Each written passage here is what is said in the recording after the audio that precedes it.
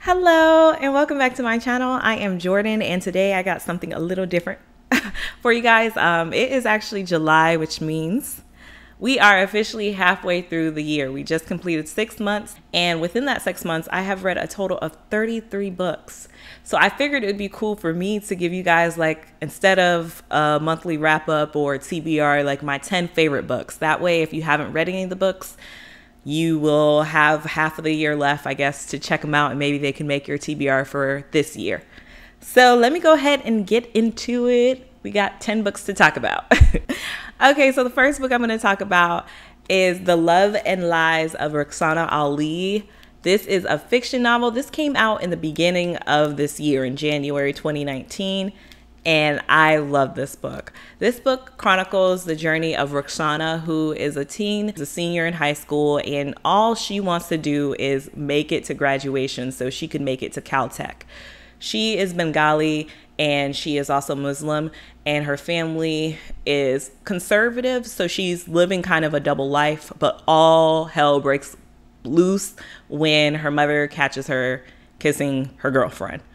I believe that this book did an amazing job of not only introducing you to Bengali culture and a lot of different traditions, and there were different things that I picked up that I learned within this book, and I just love learning or hearing about different cultures. It's always fascinating to me because there's so many similarities in some way whenever you're anything else from America, like whenever you have that dual identity where your parents are from somewhere else, but then there's also that interesting kind of exposure when you're introduced to a completely different culture. So that's what I found most fascinating and really loved and appreciated about this story. I also really loved because it's kind of a guide, I feel, for teens who are raised in a conservative household on kind of navigating that and feeling like they can feel seen, as well as giving them hope on different ways where maybe eventually people in the community or the community that you live in can come around when you do begin to live your truth. So the next book that I'm talking about actually came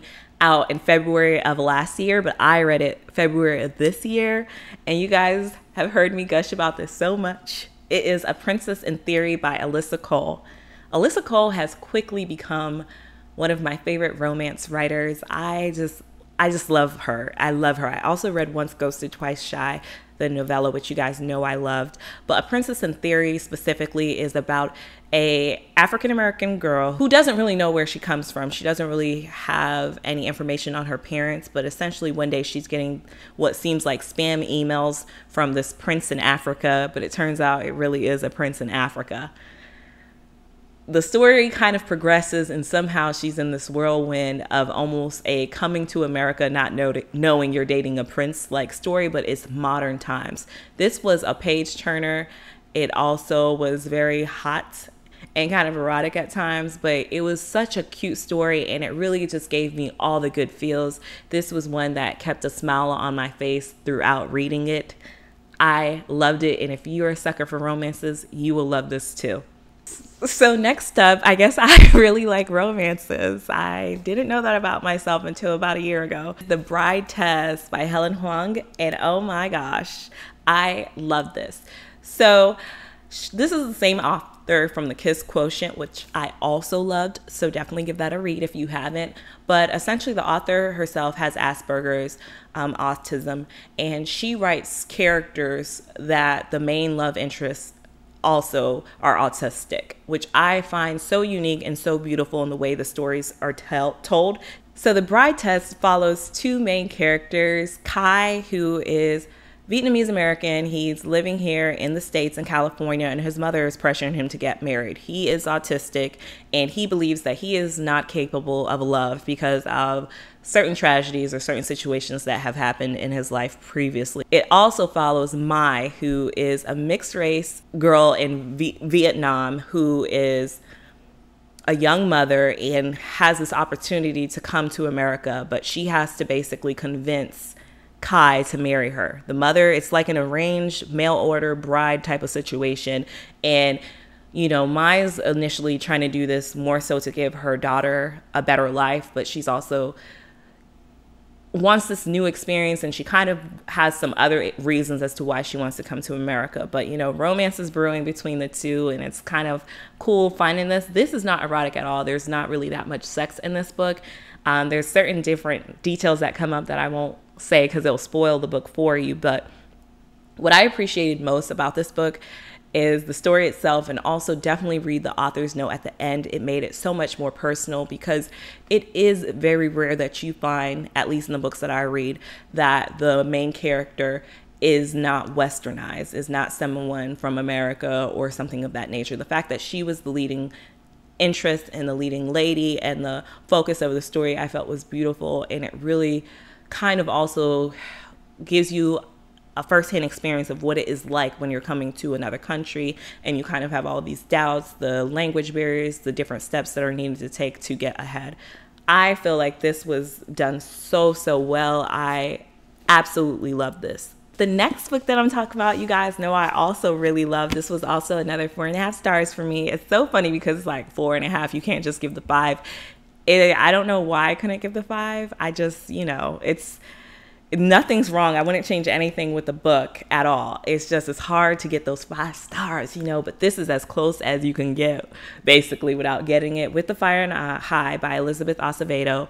I can't even talk about this anymore because I've talked about this way too much on my channel. This was another one that I could not put down, that I was speeding through, but then I was also really engaged while reading it. Like, it was just a beautiful read. This follows Imani, who is a young teen mother who has an opportunity to get into this culinary program at her school. And she loves all things cooking, but she kind of has to balance what is realistic for her path and will make the most sense for not only her, but also her young daughter. This was just beautiful. This is another, a lot of these books, as you can tell, are like tackling different cultures and being exposed to different cultures, which is something I just enjoy a lot in literature. So again, this one, I ate this up. I love this, and I think you should read it. The next book that I'm talking about is actually the first nonfiction on my list, but not the last. This is a memoir called Heavy. Oh my gosh, this was heavy. Now, this I actually listened to on audio, and I would highly recommend listening to it on audio. It was so personal.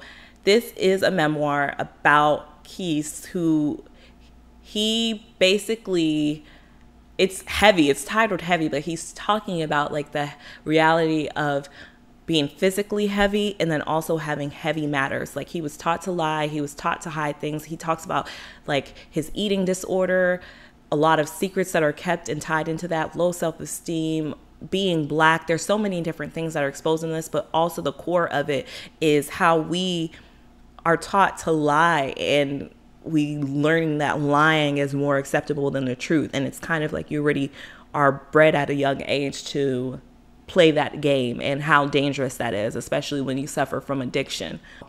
I would love for anybody who has read this book or has listened on audio, please comment below to co-sign how good this is, because I know if you have read it or listened that you have, I can't picture someone not connecting with this story or feeling it. It is heavy, like the title suggests, but it is beautiful. I also have a thing for people's stories, go figure. This one is Just Mercy by Bryan Stevenson. You also have heard me talk about this on my channel. I really appreciated this book. This book came out in 2014, and wow, I'm so glad that I finally read it. Bryan Stevenson tells his story, but also the story of the justice system in America and basically how unfair it is. He is a lawyer, and he defends people on death row, Black men, Black boys that are on death row. And it is just eye-opening to learn so much of the intricacies within our justice system, even when you know, oh yeah, I already know our justice system is flawed and it's a mess. But when you hear it from someone who works in it day in and day out, it really is a mess, like bigger than you can even fathom. Like, how is this possible? But he ties in so many themes by telling these different case stories and these different firsthand experiences that he has had throughout his life. And it is just so well done. I've had a chance to also listen on audio, and wow, I think the audiobook is even better than physically reading it. So next up, the next book that I'm talking about, this is another one where some people may not consider it 5-star. We're now getting into my 5 stars, by the way. But I felt like it was a 5-star. And for me, there's not really any technicalities that I have with 5 stars, but this one brought me so much joy, like immense joy and pleasure. And I mean, I cried happy tears and all these different feels. And let me just get into the book. That is The Opposite of Always by Justin A. Reynolds. Oh my gosh. So, okay, first off, this is a young adult book, and it is about a young Jack who can time travel. Essentially, he is time traveling to save some girl's life who he meets, and we get into all of that. But what I love most about this story, sometimes when you're reading books, it's surrounded by some type of trauma. Whenever it's dealing with a black boy or a black girl, it's always some deep trauma that is tied into being, and we don't get to see so much of that black boy joy within reading as much as I would like to. This book was full of that. It was joy. There were serious topics that were discussed in here, but the core of it was beautiful family support, beautiful friendships, and time traveling, and a little romance. I love this book. I actually air clapped when I finished it. Like, I was on the plane and I was like, because that's how cute and amazing this book is. Please let me know your thoughts if you've read it as well. Okay, so I went to a book that made me so happy. So this one is real. This is another memoir. This is by Jesmyn Ward, Men We Reaped. Wow, this is her novel, and it basically chronicles her life story, but also surrounding the deaths of 5 men who were in her life who were close to her within a short time frame. And by her doing this, what I do love about this is it shows these men's lives, these boys' lives, like the beauty in their life, what it's like living in the rural South, growing up in the rural South, how a lot of these systemic issues affects the life expectancy for numerous of different reasons. It touches on mental health. It touches on, poverty. It touches on, the joy of community. There's so many different aspects that are woven within this, and I cannot imagine the headspace that she had to be in to beautifully tie all of these themes together around all of these tragedies, essentially. This was 5 stars. This, to me, is some of her, if not her best work. I was blown away by this. All right, the next book that I'm talking about is more along the lines of sci-fi, kind of dystopian. It's a collection of short stories. This is Friday Black. You guys also have heard me talk about this nonstop, especially in the beginning of the year. This book is just brilliant. I mean, I am so surprised that I haven't heard more people talking about this.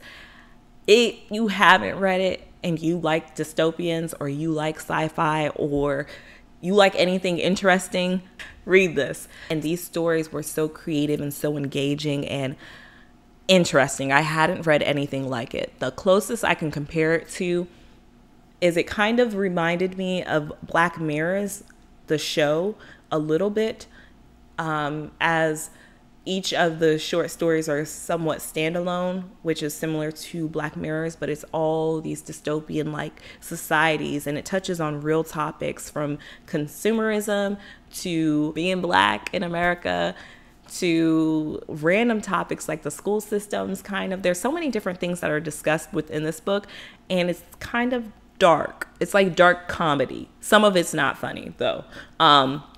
Trigger warning for the first story. The first story is a lot. It's pretty hard. So just be mindful that's not how the entire book carries on, but that story is pretty heavy. I love it, and definitely hit me below, because I haven't met anybody else who has read it and I'm like, oh my gosh, I cannot believe this and I want to talk about it. My favorite book so far, halfway through the year, if you haven't guessed it already and you've seen my channel, I don't know how you didn't guess it, but it's The Warmth of Other Suns. This came out in 2010, and I put this off because it was over 600 pages, and I don't like reading big books. They scare me, and I cannot believe I put it off. This was a must read. I have like two different videos about this already, so I'm going to keep this short, but just know that The Warmth of Other Suns follows the Great Migration that happened in America, where basically Black people were fleeing the South over decades for survival. And it talks about the reasons for those different migrations, as well as the impact that was had in those areas that the Black people ended up migrating to. It is told through the stories of three main characters who are real people. This is nonfiction. It's like narrative nonfiction, but when you're reading this, it doesn't read like nonfiction. It's hard to explain unless you read this book, but once you've read this book, you know exactly what I'm talking about as to why I say this is a must read. And yeah, it'll be interesting to see if I read something more impactful or better than this in the next half of the year. I mean, that's the goal, right? Well, that was a lot of yapping, but those are like my top 10 books that I've read this year. I hope you guys enjoy this book, and this is informative for you guys looking for some books to possibly pick up by the end of the year. I would say if I had to give a general list, not even just my top 10, the must read I would say is The Warmth of Other Suns for information. If you want to feel good and feel happy, I would say The Opposite of Always, young adult perfection. That is a cutesy read. And another book that I'll throw in there is Friday Black, just because I feel like it was one of the most unique reads that I've read this year. All right, well, I'm not going to keep you guys. I could keep you guys because I love you guys. But let's keep the conversation going in the comment section. As always, love and light, and I'll see you guys in the next one. Bye.